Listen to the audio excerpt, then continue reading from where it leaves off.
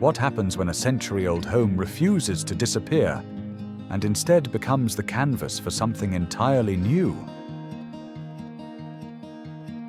This is the House of Pains, a 370 square metre Edwardian terraced house in Muswell Hill, London, quietly transformed into one of the most thoughtful residential renovations of 2025. The slender steel-framed glazing system wrapping the rear elevation is a direct architectural conversation with Alexandra Palace's iconic roof structure, reinterpreted in a contemporary vocabulary.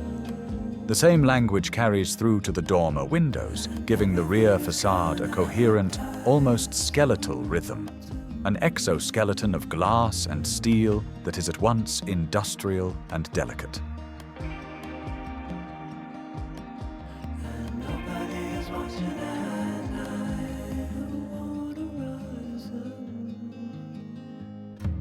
Alice, a former vintage furniture dealer now back at university while raising her children, wanted a home that could hold multiple lives at once. A place for study, for family, for memory. Their brief was clear. More natural light, a stronger connection to the garden, and frame that willow tree.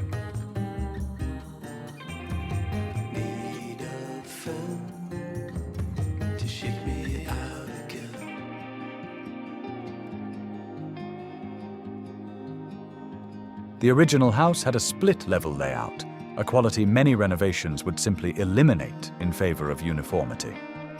Here, it becomes the architectural opportunity. Rather than flattening the levels, the design celebrates their sequence. Each tier serves a distinct function. The heart of the intervention is the double-height rear extension. A raw concrete frame, paired with Crittall-style steel glazing, opens the living and dining space to the garden in a single dramatic gesture. Floor-to-ceiling glass floods the interior with light. Soft, flowing curtains temper it. The result is a space that reads simultaneously as robust and weightless.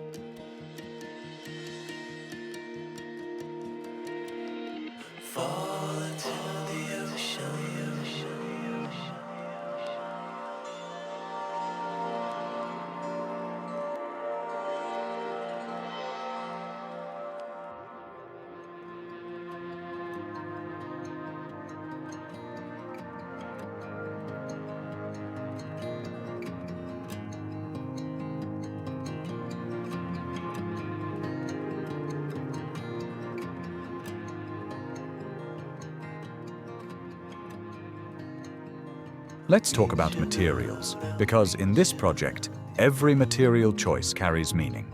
Concrete is the primary structural and aesthetic language, raw and textured, with visible formwork marks. It speaks of permanence, of mass, of honesty. White walls keep the interior restrained, letting light and shadow become the decoration.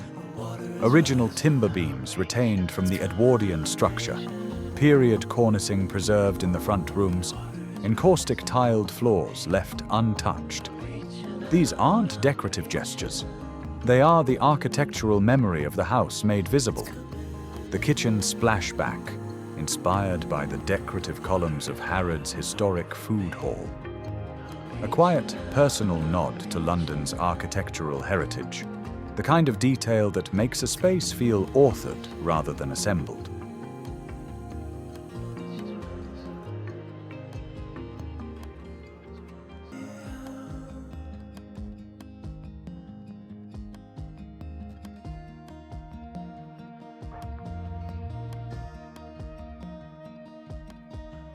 Stuck in a prison of doubt, in this delusion,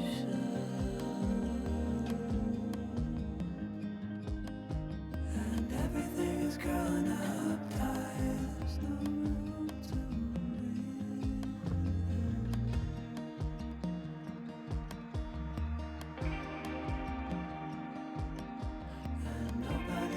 The concrete staircase is cast using reclaimed aggregate from on-site demolition waste, the house, quite literally, rebuilding itself from its own rubble.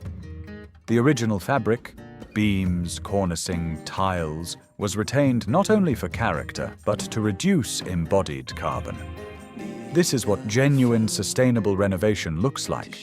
Not addition, but transformation. Not replacement, but reuse.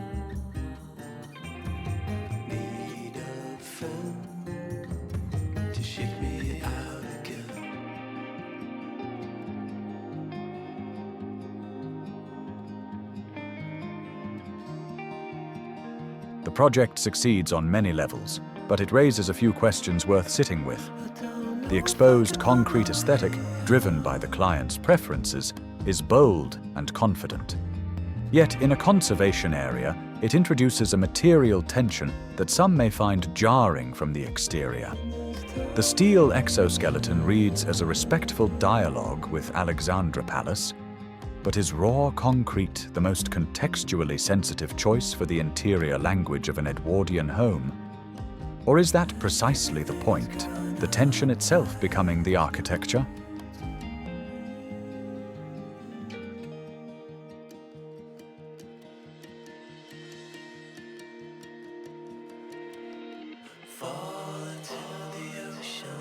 The layer of Edwardian brick, the layer of raw concrete, the layer of steel and glass, the layer of Alice's vintage furniture, the layer of a family's daily life.